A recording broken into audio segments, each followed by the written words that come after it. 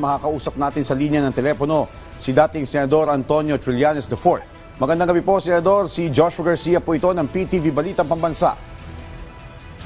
Magandang gabi po sa inyo, samang Joshua at sa ating mga viewers. Yes, Senator, linawin po natin itong kasong hinaharap ni dating Pangulong Rodrigo Duterte. Ito po yung inihain ninyo noong 2017. Opo, yan po ang naging resulta nung mga mga ebidensya na kalap po namin ng mga panahon na nagkandak po ng mga Senate investigations at yung mga open sources. Tayo po ay saksing buhay doon sa mga pangyari niyan. Tapos final po namin noong June 2017. And Senator, wala pong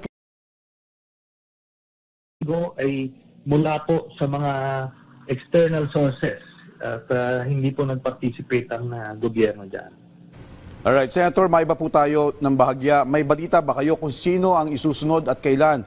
At sa kaso po bang crimes against humanity, may posibilidad din po ba na i-freeze yung mga assets ng akusado tulad ng ginagawa pag ang kaso ay may kaugnayan sa korupsyon?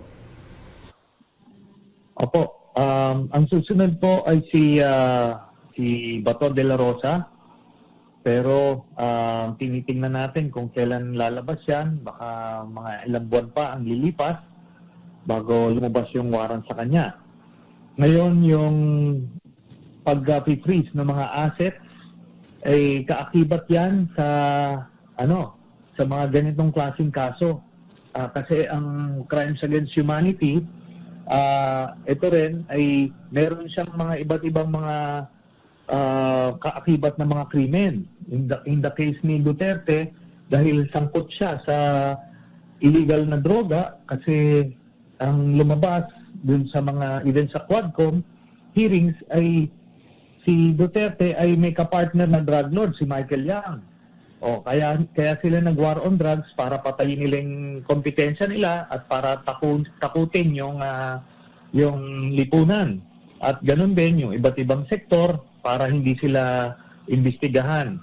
Ngayon, marami silang nakalap na pera through corruption at yung pag-import ng illegal na droga. Kaya yung mga pagkaperahan na yan ay eventually kailangan ma-freeze at kung mapapatunayang na guilty siya sa crimes against humanity, gagamitin itong mga pera na ito para sa reparation dun sa mga pamilya ng mga namatay.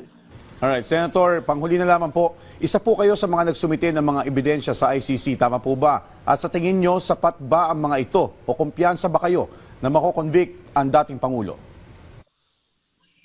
Opo, kasi ang ICC and prosecutors po, hindi sila basta-basta nagpa-file ng application for warrant of arrest kung hindi sapat ang kanilang ebidensya to convict.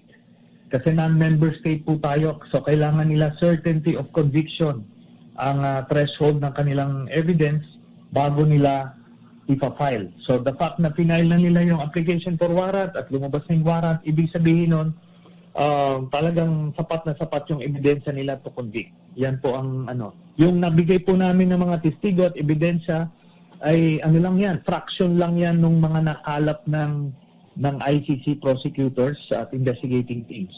Marami pa po tayong mga ebidensya na hindi natin nakita. Alright, maraming salamat po dating Senador Antonio Trillanes IV.